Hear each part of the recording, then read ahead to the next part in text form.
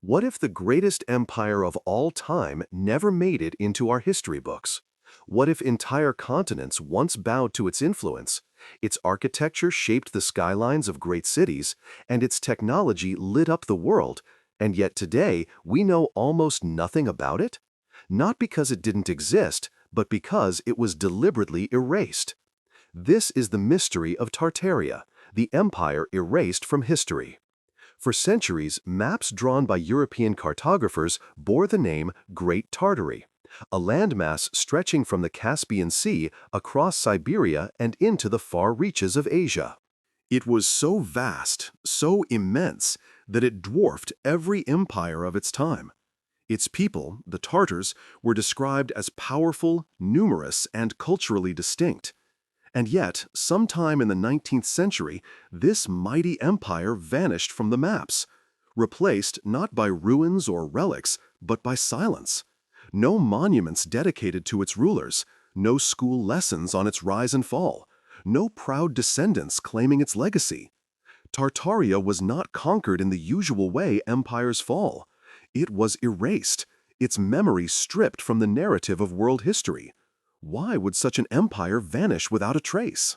The very question challenges everything we think we know about history. Historians will tell you that Tartary was merely a vague label used by Europeans for the unknown lands of Central Asia and Siberia, a placeholder, a cartographic convenience, nothing more. Yet when we look closer, we find something strange. The maps did not depict Tartary as a vague wilderness. They showed borders, cities, and flags. Accounts from travelers spoke of grand palaces, powerful khans, and organized societies. To dismiss it all as fantasy is too convenient. It suggests that what we are dealing with is not a misunderstanding, but a rewriting. The idea that Tartaria was deliberately erased has gained traction in recent years, fueled by a growing movement of researchers, independent historians, and truth seekers combing through forgotten archives. They point to anomalies that mainstream history cannot easily explain. Photographs of cities half buried in mud, colossal architectural wonders attributed to cultures that could not have built them alone, and world maps that show Tartaria as a nation alongside France, Spain, and the Ottoman Empire. If Tartaria was just a myth, why did it appear consistently across centuries of cartographic records?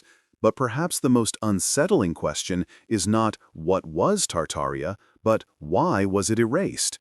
Imagine the implications if such an empire truly existed. It would mean our understanding of geopolitics is incomplete. It would mean that the balance of power in Eurasia and perhaps the entire world was once very different.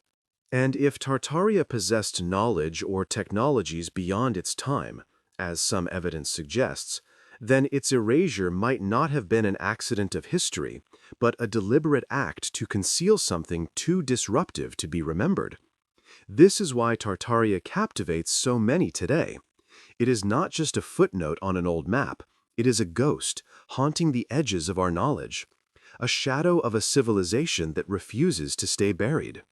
And like all great mysteries, it begins with a simple, unsettling truth. The more you search for Tartaria, the more you realize that history as we know it is a carefully curated story. A story that has gaps, and in those gaps, an empire waits to be rediscovered.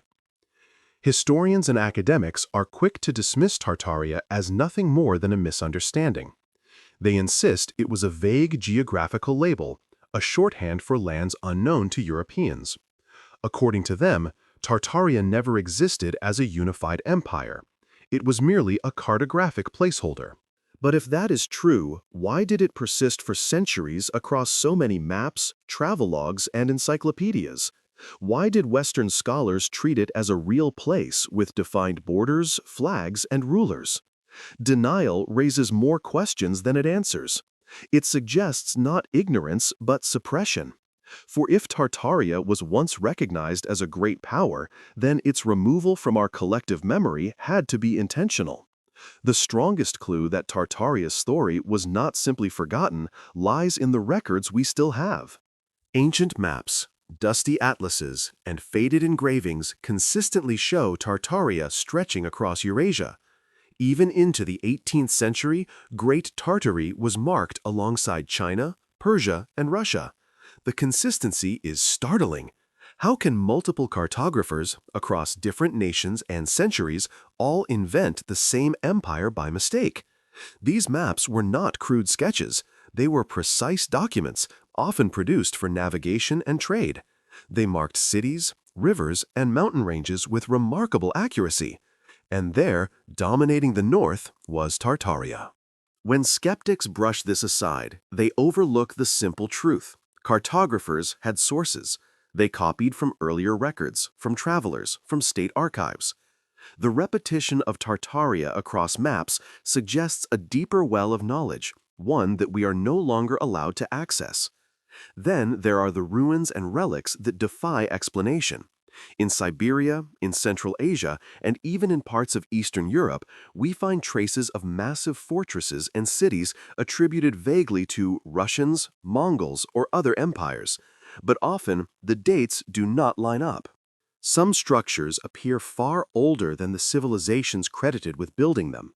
Cathedrals with onion domes, massive palaces, intricate stonework, all labeled with attributions that feel more like guesses than facts. The deeper one looks, the more the pattern emerges. Evidence of an empire has been divided, scattered, and reassigned to others. Tartaria has been broken into fragments, its identity erased, and this leads to a disturbing possibility. What if the erasure was not simply academic error, but deliberate? In the 19th century, history was being rewritten on an unprecedented scale. National identities were being forged. Empires were consolidating power.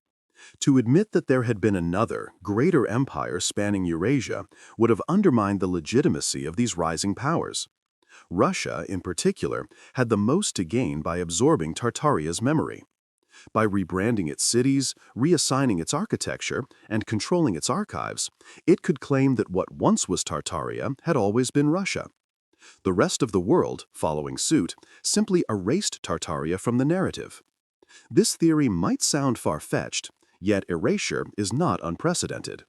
Consider the way entire civilizations, such as the Hittites, vanished from memory for centuries, their very existence doubted until rediscovered in the 20th century. Or think of Troy, long considered a myth until Schliemann unearthed its ruins. History is fragile, and what is not convenient to the present rulers is often buried, sometimes literally.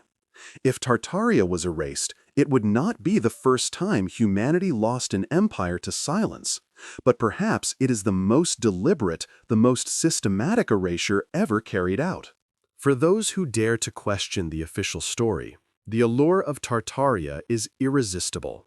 It is not simply an alternative history, it is a challenge to the very foundations of how history is written. If entire empires can be deleted, then our textbooks are not sacred truth, but curated narratives. This realization fuels a growing movement online. Communities that pore over old maps, analyze architecture, and compare forgotten chronicles. They are mocked as conspiracy theorists, yet their work raises questions no academic has answered. Why do 18th century maps label Tartaria? Why do old world fairs resemble palaces that could belong to a forgotten empire? Why do so many cities across Eurasia bear traces of a style that seems too uniform, too advanced, to be explained by coincidence? The more you look, the more Tartaria refuses to die. Like a ghost haunting the edges of the historical record, it lingers, surfacing in archives, in photographs, in half-forgotten stories. The internet has given it new life, transforming it from obscure curiosity into a global mystery. And this is where our journey truly begins. Because once you start following the threads of Tartaria, you realize it is not just about an erased empire. It is about the power to control memory itself. If Tartaria was erased, then we must ask, who erased it? Why did they do it? And what were they trying to hide? When we begin examining the old maps in detail, a strange pattern emerges. Over and over again, from the 16th through the 18th centuries, cartographers drew a massive region stretching across northern Asia and labeled it simply Tartaria. Sometimes it appeared as Great Tartary, at other times divided into Western, Eastern, or Independent Tartary. But always it was there, filling in a space so vast it seemed to rival the known world. The very presence of Tartaria on these maps forces a question. Were all these map makers mistaken, or were they copying from a tradition of knowledge that no longer fits the official narrative? The great Flemish cartographer Gerardus Mercator included Tartaria on his maps, presenting it as a coherent territory. Later, in the 17th century, other mapmakers in France, England, and the Netherlands followed suit. For them, Tartaria was not a vague blank space. It was a region with borders, features, and inhabitants. Mountains cut across its landscapes, rivers wound through its plains, and cities were placed upon its soil. This was not the treatment given to myth. Mythical islands were drawn as decorative flourishes on the edges of maps, but Tartaria was marked with the same gravity as Persia, India, or the Ottoman Empire. To insist that it was just a figment of imagination is to dismiss the seriousness of these works. And yet, as we progress through time, something odd happens. By the 19th century, the label Tartaria begins to disappear. Where once vast swaths of land were marked with its name, suddenly Russia, China, and other empires expand to fill the void. Tartaria is gone, swallowed by its neighbors as if it never existed. Was this simply a matter of better geographical knowledge, as mainstream historians suggest? Or was it the beginning of a deliberate rewriting of history, in which an entire empire was erased by renaming and redrawing? The timing is suspicious. The 18th and 19th centuries were a time of imperial expansion, with Russia consolidating Siberia and Central Asia. To absorb Tartaria into its borders required more than conquest. It required erasing the very memory of Tartaria's independence. The sheer scale of Tartaria as depicted on maps should give us pause. Stretching from the Caspian Sea through Mongolia and into the Pacific coast of Siberia, Tartaria dwarfed contemporary powers. Its geographical footprint was so immense that to claim it was simply a vague region strains credibility. How could such a vast landmass, repeatedly drawn and redrawn, be reduced to nothing more than an error?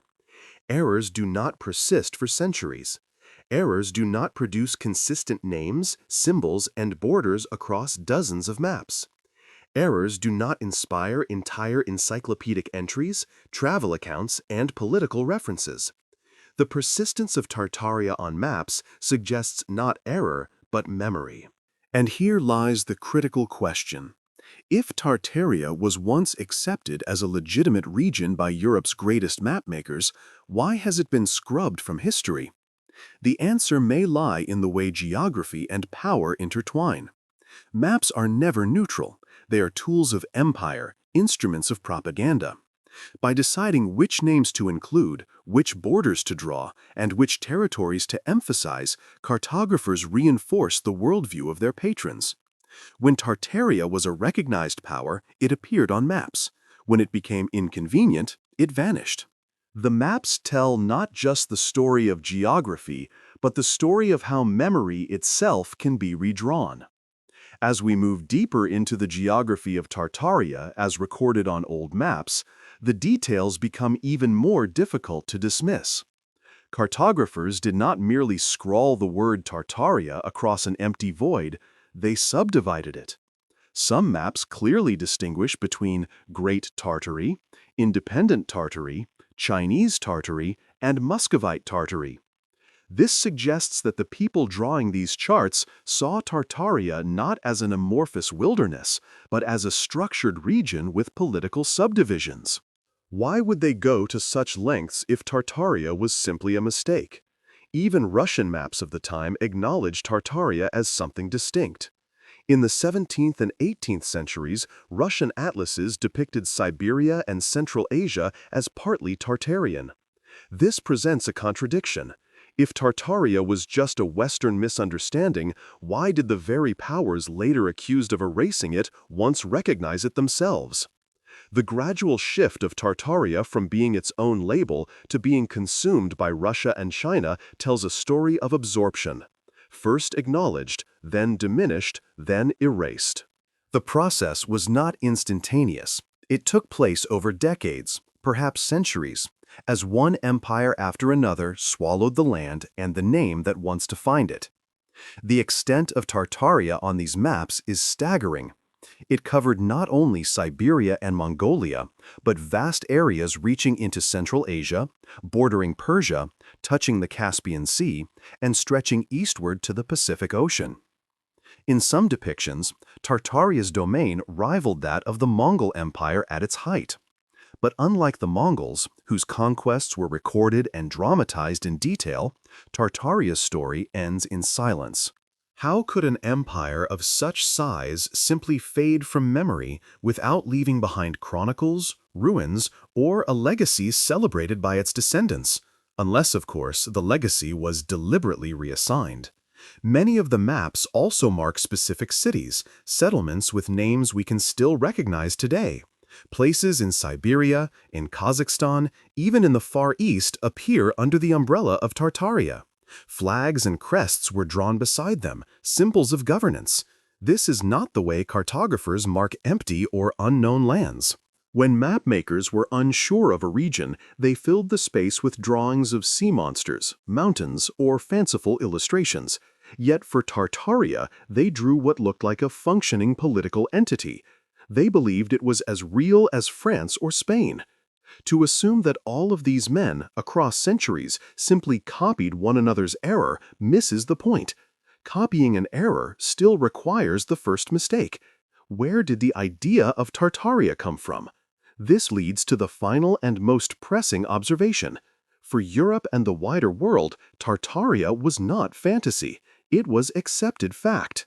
Travel accounts from Jesuits, merchants, and diplomats mention Tartars as real peoples inhabiting real cities. European encyclopedias of the 18th century included entries on Tartaria as if describing any other foreign land. And then, abruptly, the references cease. The maps stop. The encyclopedias fall silent. Tartaria becomes not a land conquered, but a land forgotten. And so the old charts remain as perhaps the most damning evidence. Page after page of parchment, ink, and engravings that testify to the existence of a place we are no longer allowed to remember. When you walk through the great cities of Eurasia, Moscow, St. Petersburg, Kazan, Samarkand, you encounter buildings that defy easy classification. Towering onion domes gleam above the skyline, arches rise in majestic curves, and palaces stretch outward in symmetrical perfection. These structures are usually credited to Russian Tsars, Islamic Khans, or regional dynasties. Yet their design is strangely unified, as if drawn from a common source that transcends borders. Could this be the true face of Tartarian architecture hiding in plain sight? The onion dome is the most iconic feature associated with Russia, instantly recognizable on the skyline of St. Basil's Cathedral. Yet historians admit its origins are unclear. Some claim it was inspired by Byzantine models, others argue for Central Asian influence. But the consistency of onion domes across a territory once marked as Tartaria is striking. From the mosques of Bukhara to the cathedrals of Moscow, the same architectural language repeats. It is as though the builders were working from a single tradition, one that we no longer name. If Tartaria existed, perhaps this was its aesthetic signature: grand, rounded domes reaching toward the heavens, monumental yet graceful, combining engineering precision with spiritual symbolism. Equally mysterious are the massive arches and monumental gateways scattered across Eurasia. Many of them seem out of proportion to the cities that now surround them, as if built for an age of giants or for a population far larger than the one that inherited them. Some of these arches and palaces were later repurposed by conquering empires, given new coats of paint or redesigned facades, but their bones tell another story. The scale, the craftsmanship, and the sheer ambition suggest a civilization that built not for decades or centuries, but for eternity. Such a mindset is alien to the pragmatic rulers of the modern age who build for power and profit. It feels instead like the legacy of a culture that sought permanence, a culture that knew it would one day be forgotten and built monuments to defy time. Consider St. Column. Petersburg itself, a city supposedly constructed in the 18th century under Peter the Great. Official accounts claim it was built on swampy land in a matter of decades, using the labor of hundreds of thousands of workers. And yet, the city's architecture looks suspiciously complete, as if it had always been there. Its palaces and avenues rival those of Paris or Rome, but with a style that feels imported from nowhere. Could it be that much of St. Petersburg was not built by Peter, but inherited from Tartaria?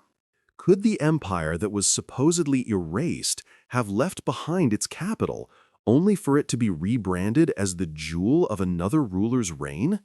The thought is unsettling, but the evidence is in stone, in streets, in cathedrals that seem to belong to another time. Then there is Kazan, often called the third capital of Russia. Its Kremlin blends Islamic and Orthodox motifs, domes rising beside minarets, in a harmony rarely found elsewhere. Official history says this is the product of conquest and cultural fusion, yet it also looks like the work of a civilization that unified these styles long before Russia arrived. Perhaps Tartaria was not divided by religion or ethnicity, but drew from many traditions, creating an empire whose architecture reflected diversity made whole. If so, the buildings we see today are not anomalies but survivors, fragments of a world erased in words but still standing in stone. Architecture is more than art, it is memory carved into the earth. And the buildings scattered across Eurasia tell a story mainstream history refuses to acknowledge. They whisper of a lost tradition, a unified vision, and a level of engineering that should not have been possible for the times in which they are officially dated. They bear the signature of a forgotten hand, perhaps the hand of Tartaria itself. If we listen carefully, the domes and arches, the impossible palaces and mysterious fortresses may reveal what the maps alone cannot: that Tartaria was not fantasy. It was real, and it built monuments designed to survive its own erasure. When historians explain the architectural marvels of Eurasia, they often resort to comparisons. They say the grandeur of Moscow's palaces echoes the Byzantine tradition, that the symmetry of Central Asian mosques comes from Persian influence, that the vast arches and facades resemble Rome. But what if we are looking at it the wrong way around? What if these styles were not borrowed piecemeal from different cultures, but were instead fragments of a single, greater tradition, a Tartarian style that has since been scattered and mislabeled? The official explanations sound convincing, but they cannot account for the uncanny consistency across thousands of miles. When you walk through Samarkand, you see the same monumental sense of scale that you find in St. Petersburg. The Registan, with its tiled facades and towering arches, looks like a cousin to the palatial complexes of Europe, even though mainstream history insists they arose in isolation. In Kazan, minarets and onion domes blend seamlessly, as if no contradiction ever existed between East and West. In Irkutsk, Tomsk, and other Siberian cities, you encounter ornate facades that look more at home in Vienna than on the edge of the taiga. How do we explain this?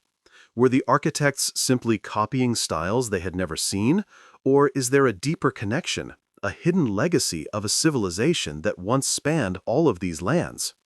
The theory that Tartaria had advanced engineering strengthens this suspicion.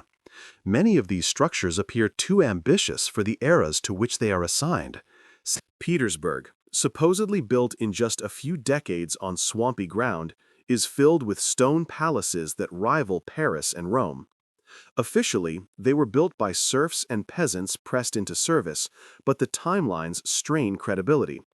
Could a workforce with primitive tools truly raise such monuments so quickly? Or were these buildings already there, inherited from Tartaria? their origins rebranded to fit the narrative of a conquering czar. The comparison to ancient Rome is especially revealing. Rome's engineering was once thought impossible for its time: aqueducts, amphitheaters, arches that still stand after 2 millennia. If we admit that Rome achieved such feats, why do we deny the same possibility for Tartaria? The difference may not be in ability, but in memory. Rome was preserved in narrative, Tartaria erased. What survives of Tartaria's legacy may be standing right in front of us, but because it has no name in the textbooks, we fail to recognize it. Byzantine traditions are often invoked to explain the onion domes and ornate designs of Russian churches. But what if this is backwards? Perhaps Byzantium itself inherited some of its knowledge from Tartaria rather than the other way around. After all, the steppe was not a barrier but a highway. Trade, ideas, and influence moved along its vast plains for centuries. Why assume Tartaria was the borrower when it may have been the source? The possibility that Byzantium, Persia, and even Europe drew inspiration from Tartaria is rarely considered, but it might explain the consistency we see across continents. And this leads to the final observation. The reason mainstream history insists on dividing these architectural wonders into separate traditions may not be because that is the truth, but because acknowledging a common source would force us to confront the possibility of Tartaria's existence. By breaking the pattern into pieces, calling one Byzantine, another Russian, another Persian, the story of Tartaria is fragmented until it disappears. But when you stand before these monuments and look beyond the labels, the pattern becomes impossible to ignore. The arches, the domes, the monumental scale, they all speak the same language. A language of stone, designed by a civilization whose name has been erased, but whose voice endures in every tower, every palace, every dome that still defies time. Across the cities of Eurasia, there is a phenomenon that cannot be easily explained by conventional history.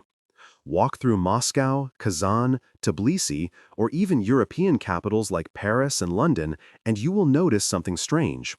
Countless buildings have windows, doors, and entire floors buried beneath the ground.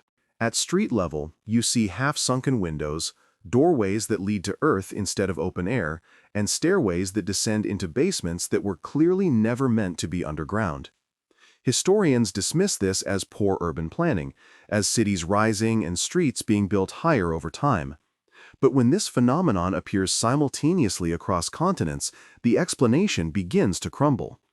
This is the essence of the mudflood theory, the belief that a massive global cataclysm buried entire cities under several meters of earth and mud, erasing evidence of a past civilization.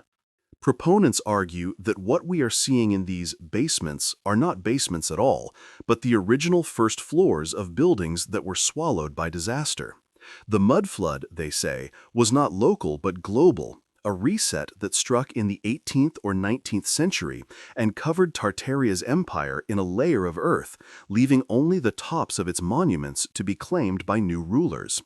Photographs from the 19th century show strange anomalies. Streets being dug out reveal windows and doors buried beneath soil. Entire facades are excavated, exposing architectural levels that were hidden for decades or centuries. Why would builders consistently construct ornate windows below ground, never meant to be seen? The official story of changing street levels feels like a patchwork excuse. The scale is too great, the pattern too consistent. Something else must have happened. The theory grows darker when we consider the timing.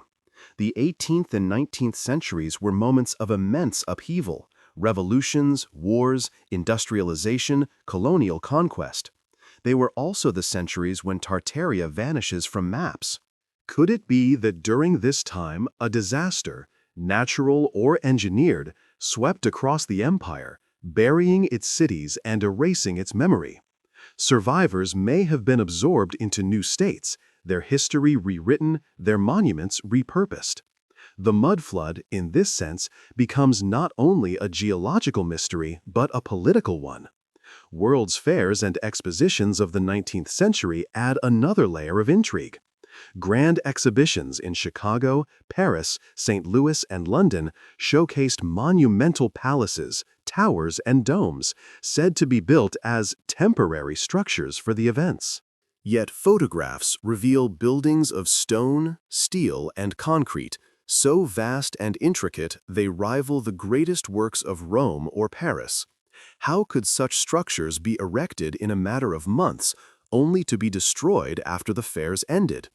Some researchers argue that these were not temporary at all, but Tartarian remnants, uncovered after the mud flood and rebranded as exhibition halls before being quietly demolished. Consider Chicago's World's Columbian Exposition of 1893. Known as the White City, it consisted of dozens of enormous neoclassical buildings connected by canals and boulevards. Official history says they were built of plaster and wood, designed to last only a few months. Yet the photographs tell a different story. The scale, the detail, the monumental nature, these do not look like temporary constructions. The fact that so many were demolished immediately after the fair raises suspicion. Were they destroyed not because they were temporary, but because they did not fit the narrative? Because they were artifacts of a past that needed to be erased? The mud flood theory ties these pieces together. A global disaster buries a civilization. Its surviving architecture is inherited by new powers, rebranded as their own. The anomalies are explained away with half-truths about street levels and temporary buildings. And in the silence, Tartaria disappears from the record. The erasure is not total, however. It lingers in photographs, in buried doorways, in forgotten archives. And it fuels a haunting possibility that we are living atop the ruins of a world far greater than our own, a world deliberately hidden from us. Skeptics scoff at the mud flood, arguing that geology shows no sign of such an event in recent centuries. But photographs and architecture raise questions geology alone cannot dismiss. Why do we see the same buried buildings from Russia to America, from Europe to Asia? Why were so many temporary palaces destroyed after being photographed? Why does Tartaria vanish precisely during this era of upheaval? Too many coincidences accumulate. The mud flood theory may not answer every question, but it keeps the mystery alive. If true, the mud flood represents more than a disaster. It represents a reset, an empire erased not only by earth and water, but by deliberate silence. Tartaria may have been buried once physically and buried again in the pages of history. But the ruins remain.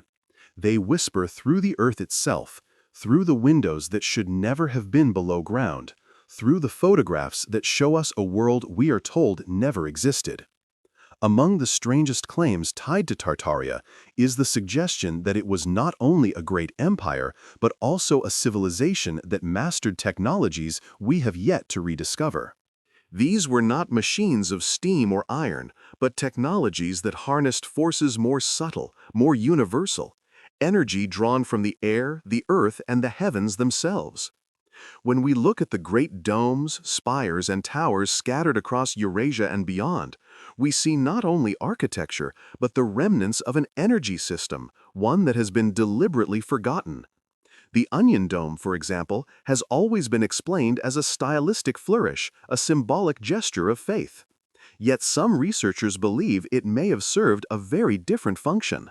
Its shape, with curves that rise to a fine point, resembles not only religious motifs, but also resonance structures designed to capture and amplify energy.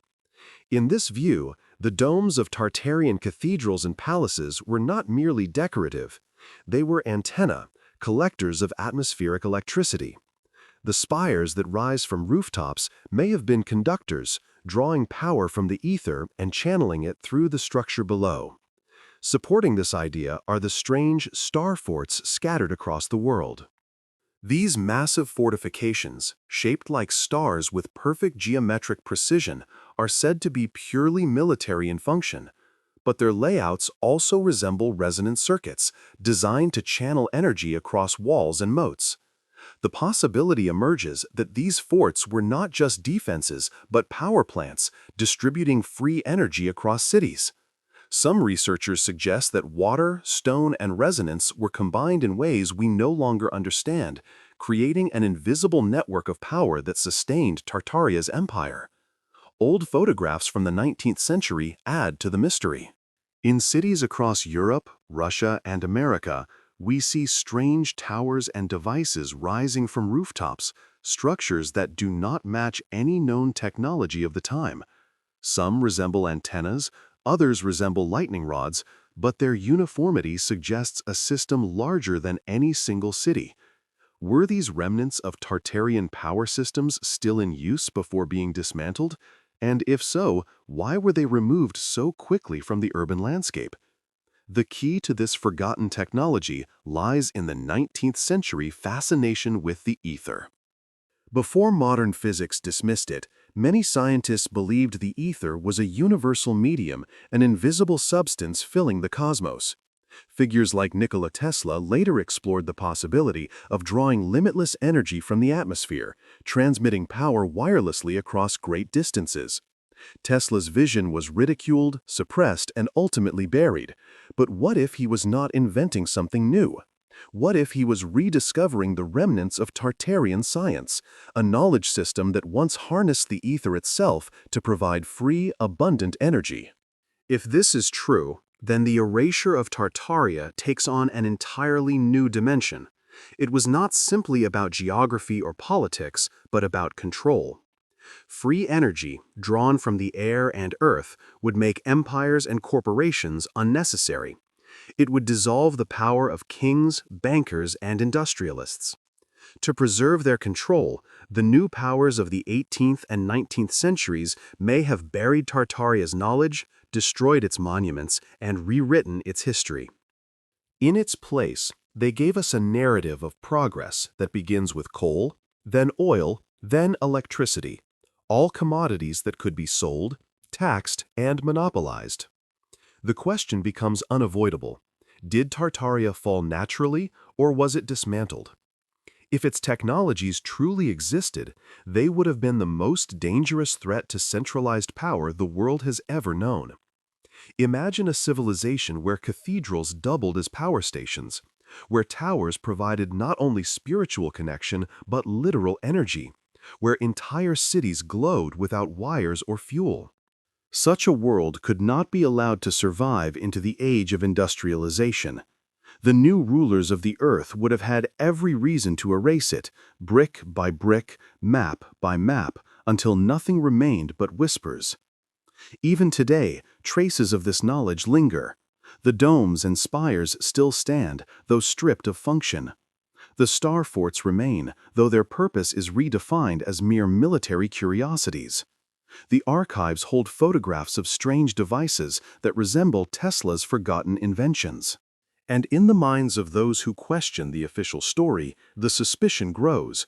What if we are living in the ruins of a civilization that once mastered the very energy of the cosmos? The suppression of technology is not fantasy. History is filled with examples of knowledge destroyed to preserve power. Libraries burned, inventors silenced, discoveries buried. If Tartaria truly harnessed free energy, then its erasure was inevitable. The powers that replaced it could not allow such knowledge to endure. And so, we are left with a haunting paradox. The architecture of Tartaria may still surround us, but we see only its surface, blind to the functions it once served. We live in the shadow of towers that were more than towers, domes that were more than domes, fortresses that were more than walls. This is why the story of Tartaria matters. It is not only about an erased empire, but about an erased possibility. A possibility of a world powered freely, harmoniously, without the chains of resource scarcity and industrial exploitation. A world lost not by accident, but by design. And the deeper we look, the more we must confront the unsettling truth. Tartaria's greatest secret may not be its geography or its culture, but its science. A science deliberately buried because it threatened those who now write our history. If Tartaria was once real, as the maps and monuments suggest, then we must ask a simple but profound question. Who were the Tartars? The name itself, repeated across European atlases and chronicles, conjures images of fierce horsemen sweeping across the steppe, heirs of Mongol Khans and nomadic tribes. But is this caricature the whole story, or just the mask left behind after the empire's identity was erased? To understand Tartaria, we must look at its people, its culture, and its identity as remembered or misremembered by history. Travel accounts from European missionaries and merchants describe the Tartars not merely as wandering nomads, but as settled people with cities, traditions, and systems of governance. Jesuit reports from China mention Tartars as distinct from both Russians and Chinese, occupying their own vast lands. Marco Polo, centuries earlier, spoke of the Tartars with a mix of awe and fear, noting their organization and discipline.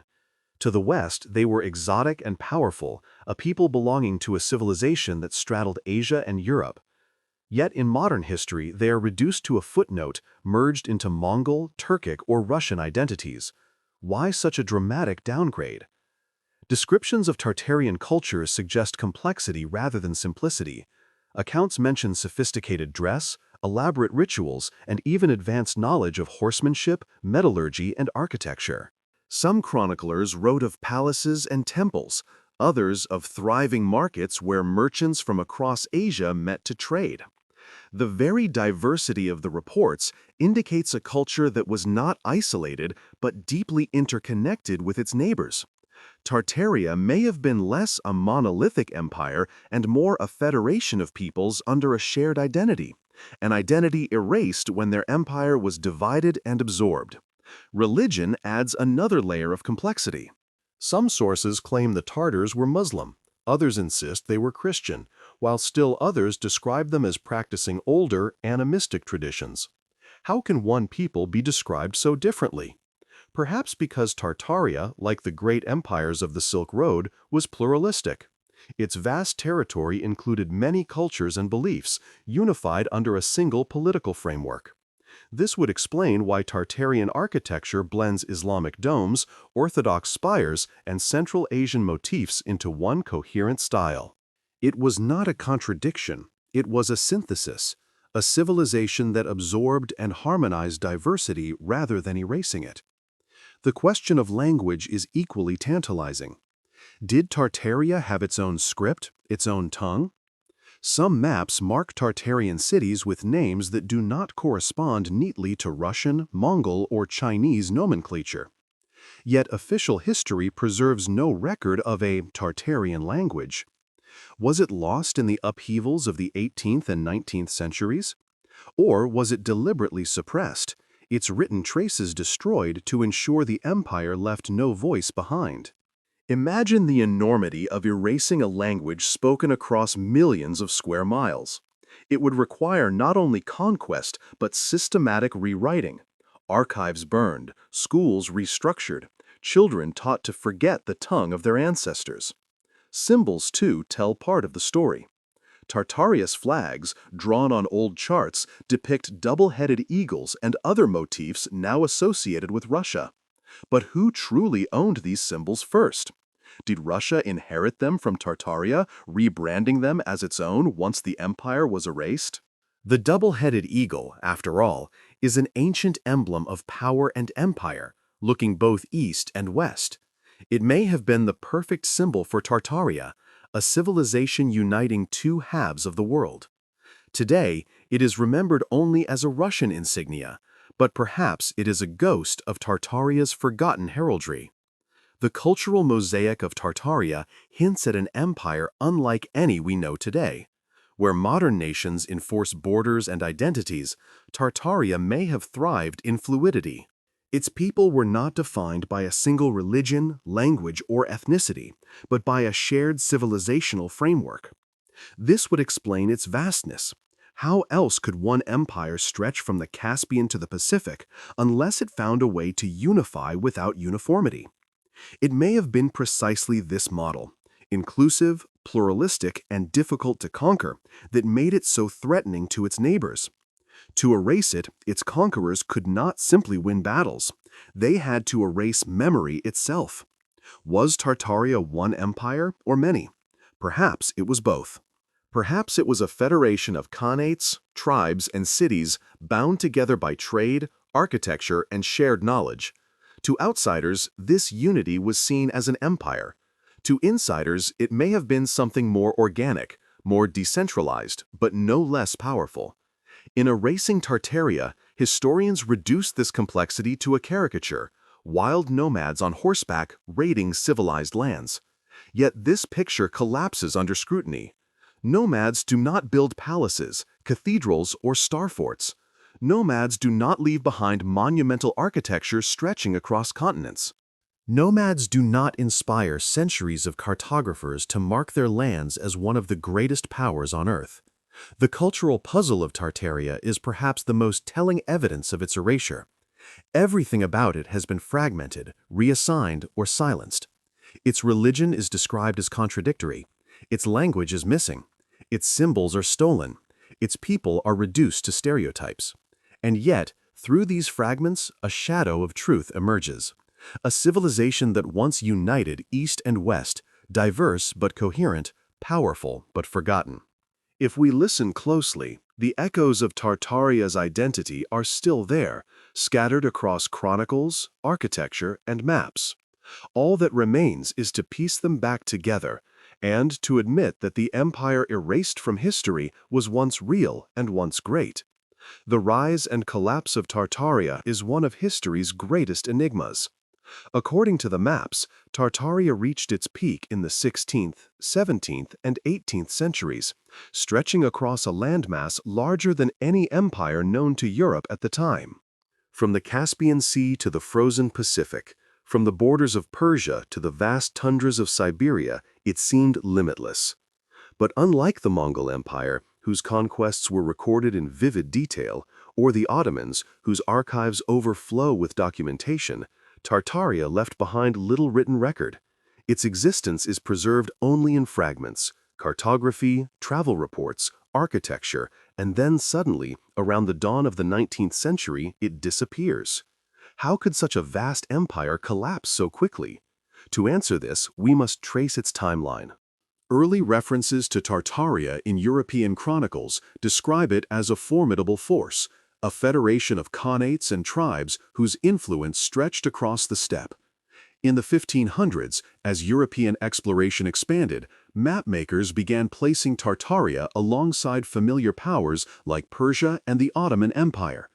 By the 1600s, the term Great Tartary was used commonly, with subdivisions such as Muscovite Tartary in the west, Chinese Tartary in the east, and Independent Tartary in Central Asia.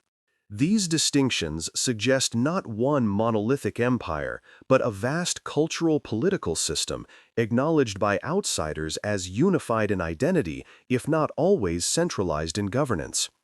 By the 1700s, Tartaria reached what appeared to be its height. The maps are consistent, the descriptions plentiful, and references appear in encyclopedias across Europe. Volumes describe its people, their customs, their borders. The scale was staggering. Tartaria dwarfed every European state. For those who encountered it, Tartaria was not myth, but fact. And yet, almost as soon as it enters the written record with clarity, it begins to fade. By the early 1800s, the word Tartaria begins disappearing from maps. Instead of one empire, the territory is divided. Russia expands across Siberia. China pushes into the east. Central Asia is carved into khanates, soon to be absorbed by colonial powers. Within a century, Tartaria is gone. Historians insist this is no mystery at all. To them, Tartaria never existed as a unified state. It was always just a label, a convenient shorthand. The disappearance is simply the result of more accurate knowledge. But this explanation ignores the timing. Why did the erasure coincide so neatly with the great upheavals of the 18th and 19th centuries? Why do we see the simultaneous rise of anomalies like the mudflood phenomenon, the construction and demolition of temporary World Fair palaces, and the sudden dominance of Imperial Russia? The synchronicity suggests not era-corrected, but history rewritten. One theory is conquest. Russia, expanding eastward with unstoppable momentum, gradually absorbed Tartarian lands. Its wars with the steppe peoples, its campaigns into Siberia, and its subjugation of Central Asian khanates are all well documented. But what if these campaigns were not simply expansion, but the deliberate dismantling of a rival empire? By conquering piece by piece, Russia could erase the memory of Tartaria, replacing it with its own narrative of imperial destiny. Over time, what was once Tartaria became always Russia. The maps were redrawn, the names forgotten, the architecture rebranded as Russian achievement. Another theory goes deeper, suggesting that Tartaria was not merely conquered, but deliberately destroyed in a reset.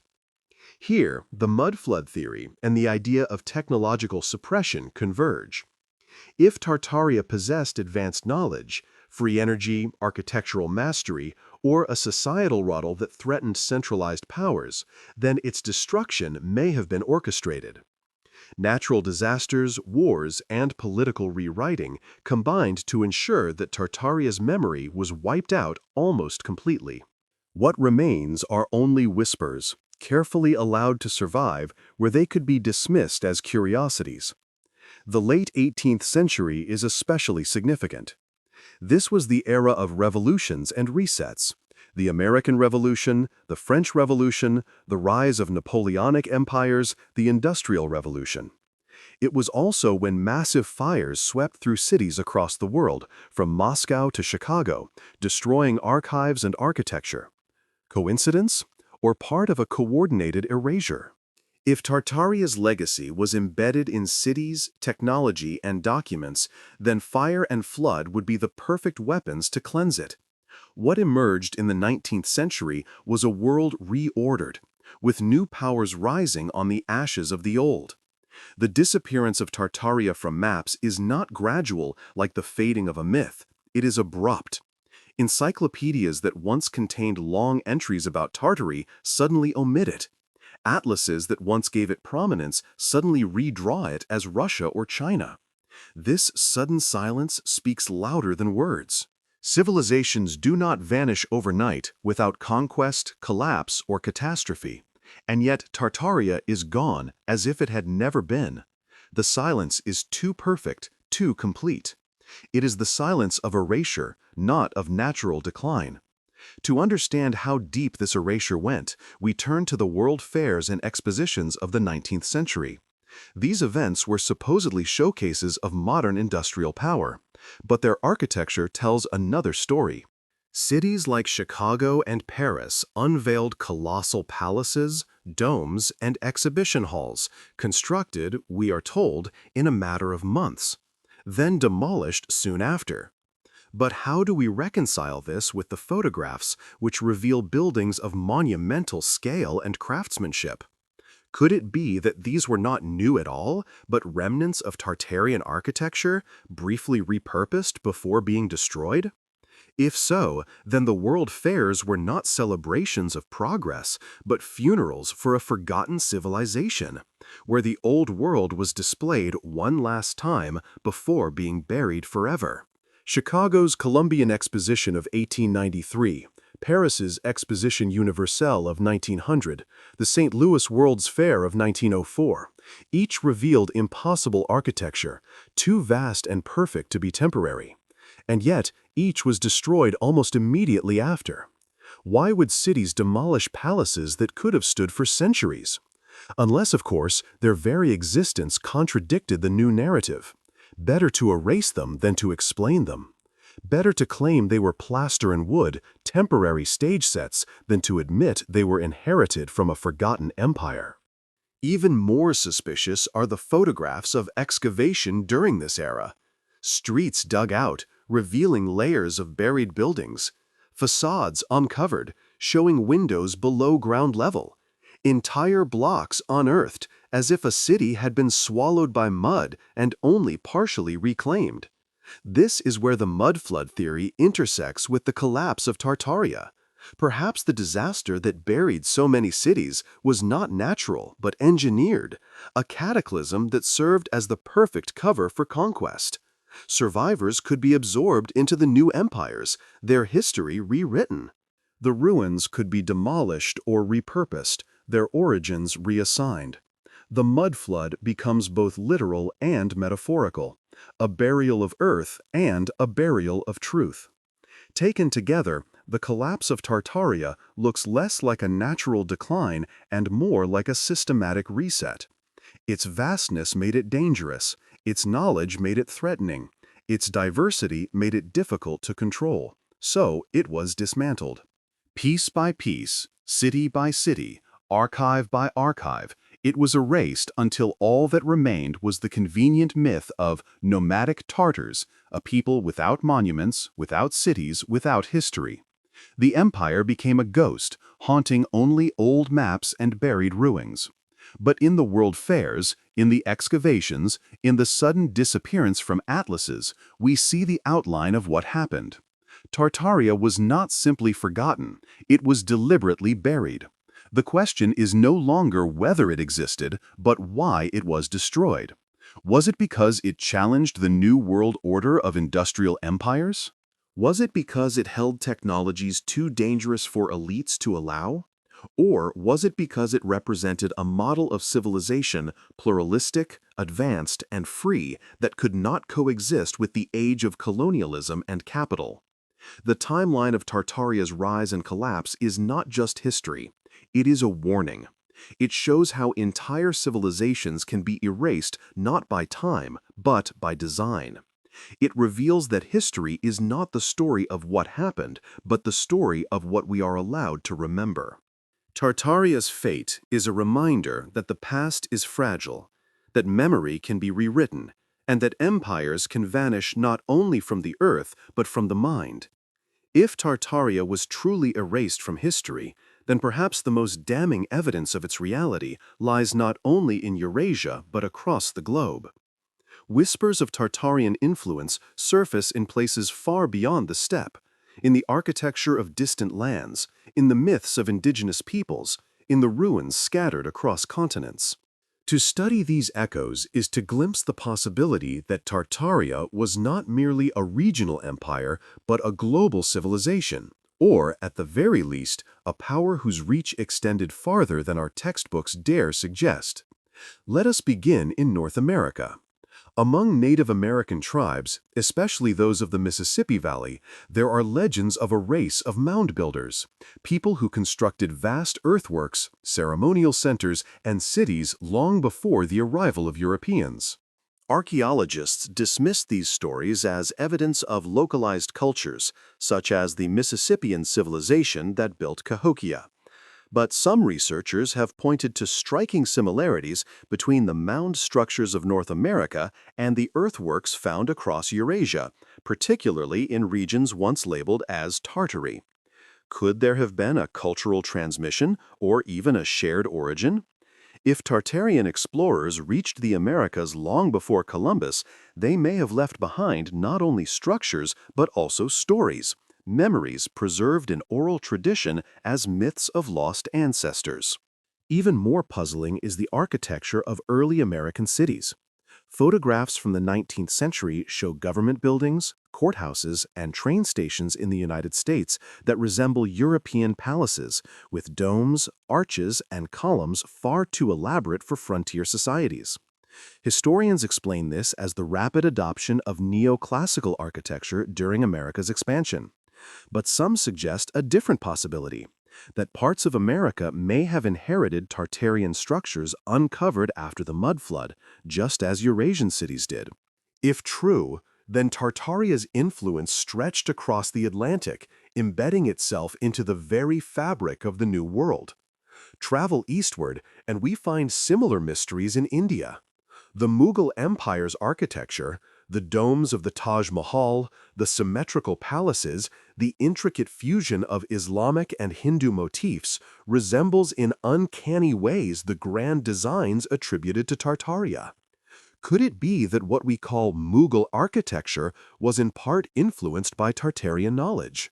Or perhaps the two shared a deeper common ancestor, fragments of a global civilization that once united East and West. The domes, arches, and star-shaped fortresses scattered across India mirror those of Central Asia and Europe, suggesting a continuity of style that transcends empire. China, too, holds clues. Old European maps marked Chinese Tartary as a vast region distinct from the Middle Kingdom itself. Jesuit missionaries wrote of peoples and cultures that did not fit neatly into the Chinese identity.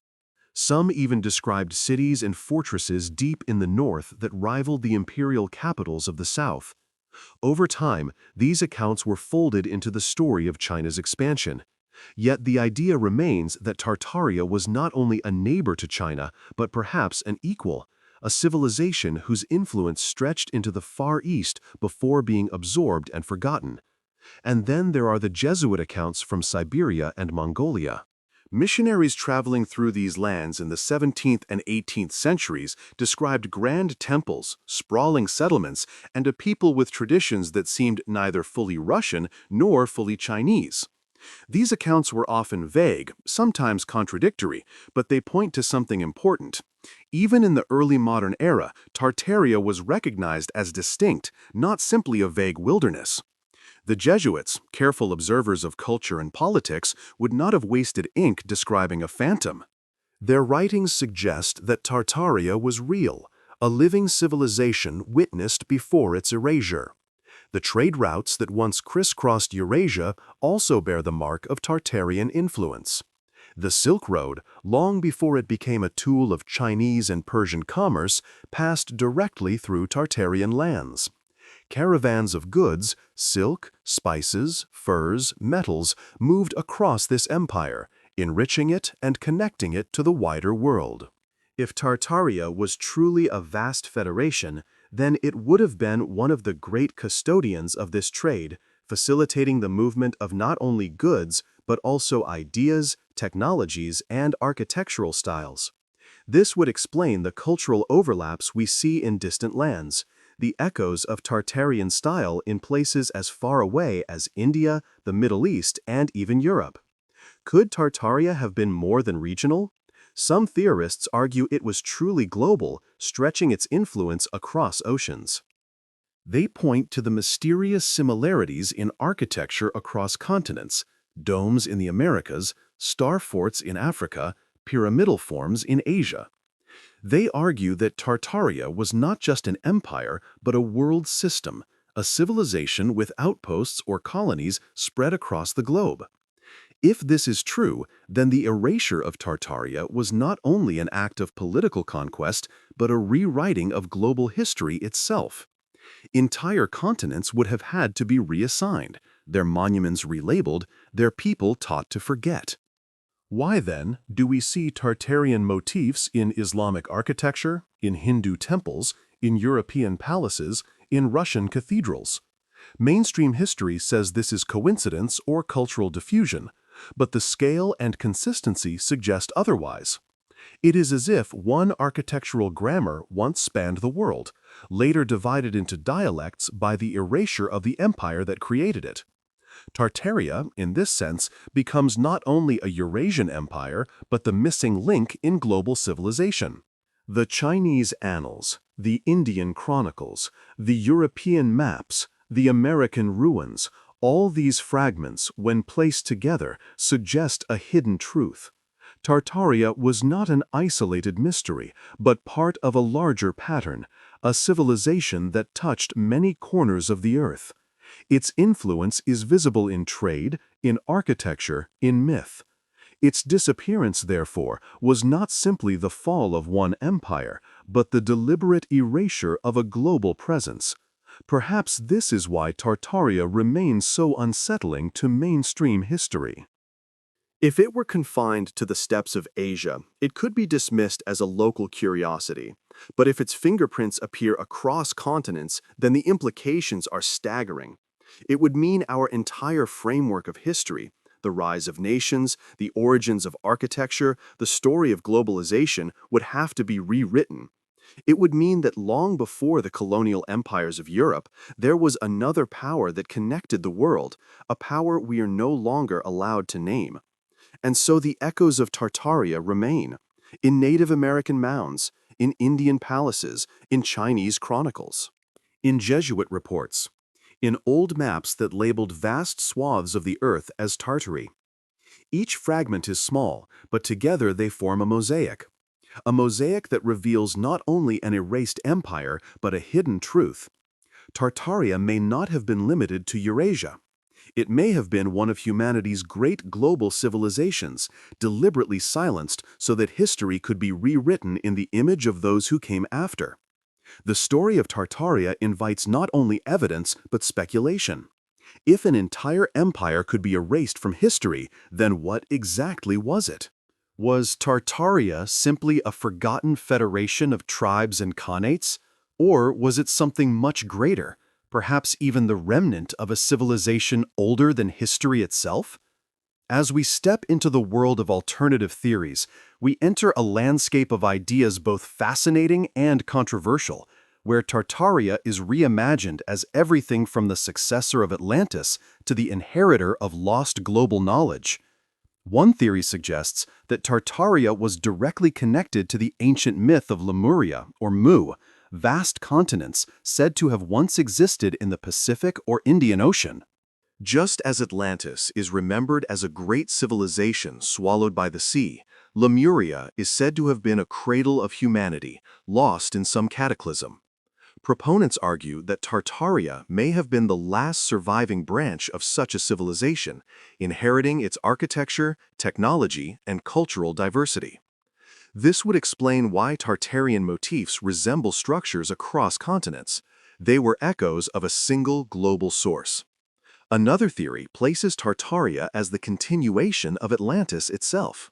When Atlantis supposedly fell around 12,000 years ago, survivors may have fled to different corners of the earth, bringing with them fragments of advanced knowledge. Some reached Egypt, some South America, and some may have traveled northward, establishing the roots of what would later become Tartaria. If so, Tartaria was not an isolated phenomenon of the Middle Ages, but the last chapter in a story that began long before written history. This theory transforms Tartaria from a regional curiosity into a living bridge between myth and history.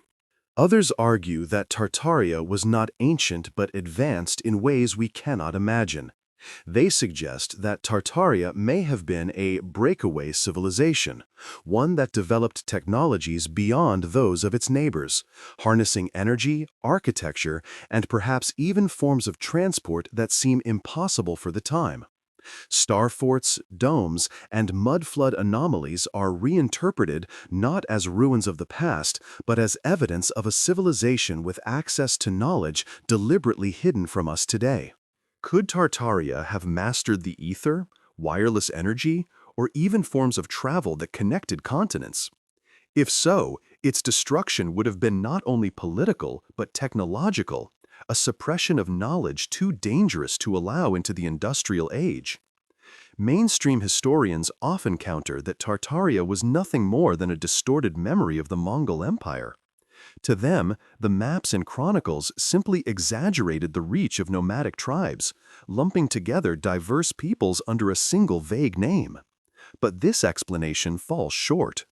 The Mongols are well documented: their rulers, their conquests, their cities, their decline.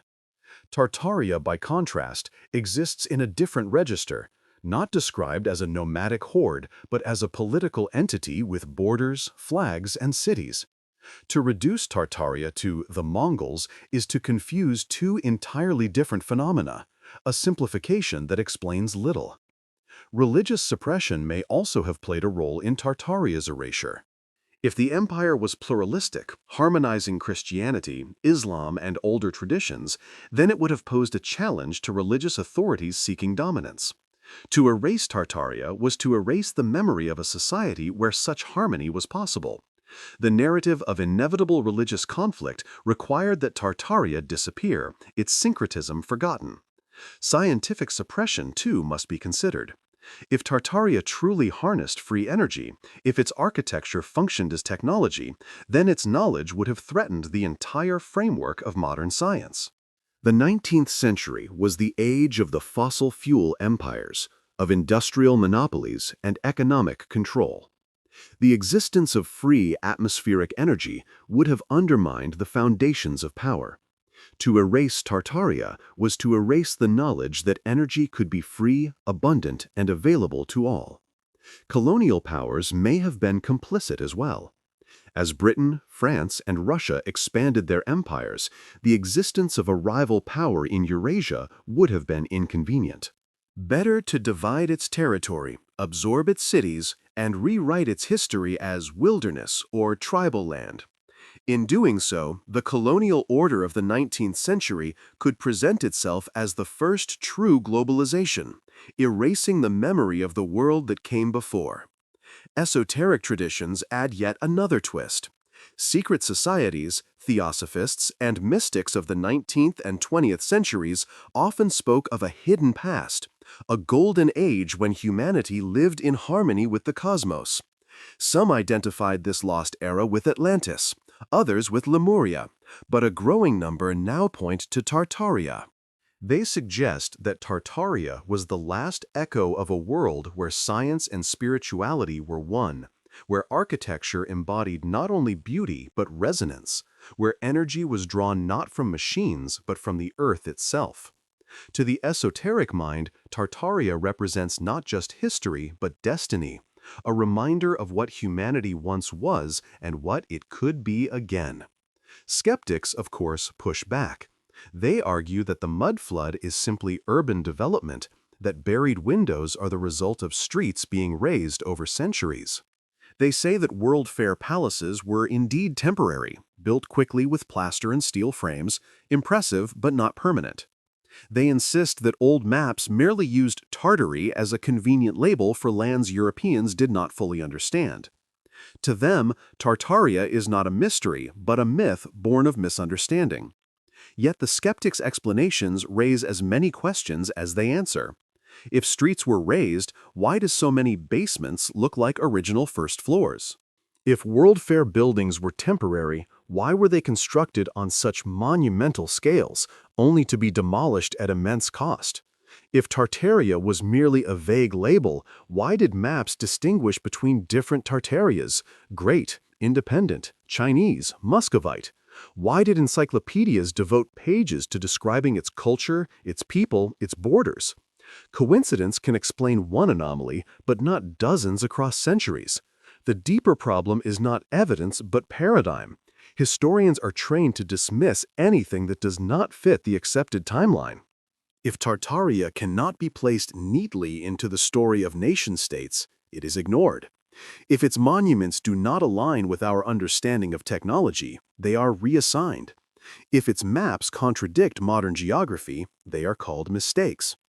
Skepticism is not always born of evidence, but of loyalty to a framework. Tartaria's erasure is defended not because it is disproven, but because admitting it would unravel too much of what we believe. And so, the debate continues. Alternative theories multiply, skeptics push back, and the mystery deepens. Was Tartaria the successor of Atlantis? The inheritor of Lemuria? A breakaway civilization with advanced technologies? Or simply the victim of deliberate erasure by empires that needed its memory gone? Whatever the answer, the persistence of the question itself proves one thing: Tartaria refuses to die. The empire erased from history lingers at the edges of memory, demanding to be remembered, no matter how loudly the skeptics protest. The story of Tartaria does not end in the past. Its mystery bleeds into the present, shaping how we see the world today. For if Tartaria could be erased, then history itself is not what it seems. It is not the impartial record of facts, but the curated narrative of those in power. To confront Tartaria is to confront the uncomfortable truth that history is not only written by the victors, it is rewritten, edited, and erased until entire civilizations vanish without a trace. Why does this matter today? Because Tartaria is more than a puzzle of maps and ruins. It is a mirror. It shows us how fragile memory is, how easily archives can burn, how quickly monuments can be reassigned, how effortlessly whole peoples can be recast as footnotes. In a world where control of information is power, the story of Tartaria reminds us that nothing is safe from erasure, not even empires. Consider what it means that Tartaria has been rediscovered not by universities, not by governments, but by ordinary people piecing together fragments online. Communities of researchers, truth seekers, and curious minds now scour old maps, analyze photographs, and trade theories across digital platforms. They are mocked as conspiracy theorists, yet their work has revived a forgotten empire and placed it back in the global conversation. This grassroots resurrection of Tartaria is itself a lesson. History belongs not only to scholars, but to all of us. When official channels fall silent, people will find their own voice. For many, Tartaria has become a symbol of suppressed knowledge, of hidden truths, of a world that once was and could be again. It represents the possibility that humanity is older, wiser, and more advanced than we admit. It whispers that our ancestors were not primitive but sophisticated, and that their knowledge has been deliberately hidden.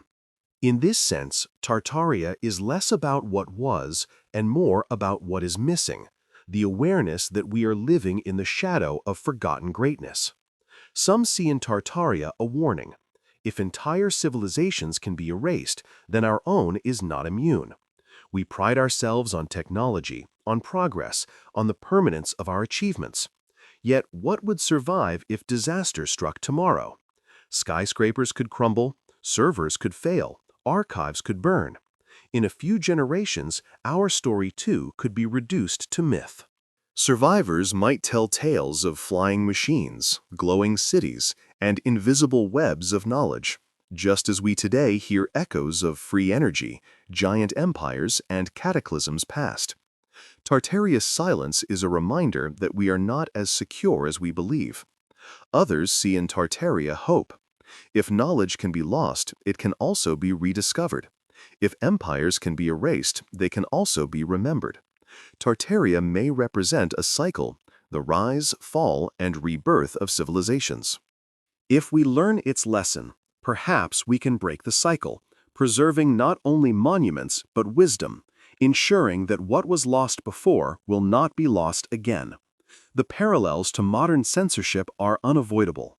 In an age where information can be deleted with a keystroke, where narratives are shaped by algorithms and headlines, the erasure of Tartaria feels hauntingly familiar.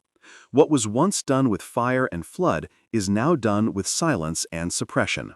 The story of Tartaria resonates because it reflects our own anxieties. What else is being hidden from us?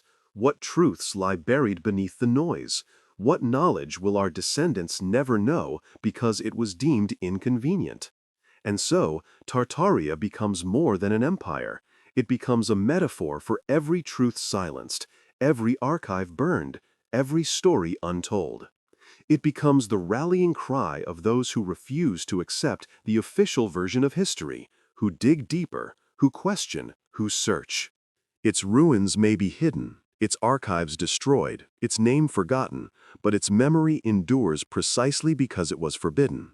What is erased becomes more powerful than what is remembered. In the end, the significance of Tartaria is not only historical but existential. It forces us to ask how much of what we know is real, how much of history is truth, and how much is design.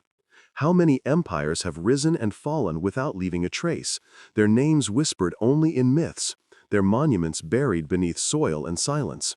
If Tartaria was erased, what else has been erased? What else lies waiting to be rediscovered? As we close this journey, imagine the vast Eurasian steppe. Once it was filled with cities, palaces, domes, spires, and towers. Once caravans of traders crossed its plains, armies marched beneath its banners, priests prayed in its cathedrals, children played in its markets. Once the name Tartaria commanded respect, marked on every map, spoken in every court. And now, Silence. The steppe is empty, the cities reassigned, the name forgotten. All that remains are buried windows, impossible architecture, and old maps no one dares explain. Perhaps Tartaria is not gone at all.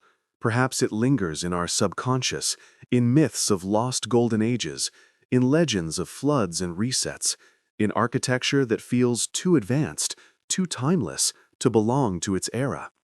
Perhaps Tartaria survives not in ruins, but in questions, questions that grow louder each year, questions that refuse to be silenced. So we are left with the final thought, the one that lingers long after the maps close and the ruins fade. Tartaria may have been erased from history, but not from memory. Memory persists in stone, in myth, in whispers carried across time. And if enough of us choose to remember, then the empire erased from history may rise again, not in power, but in truth.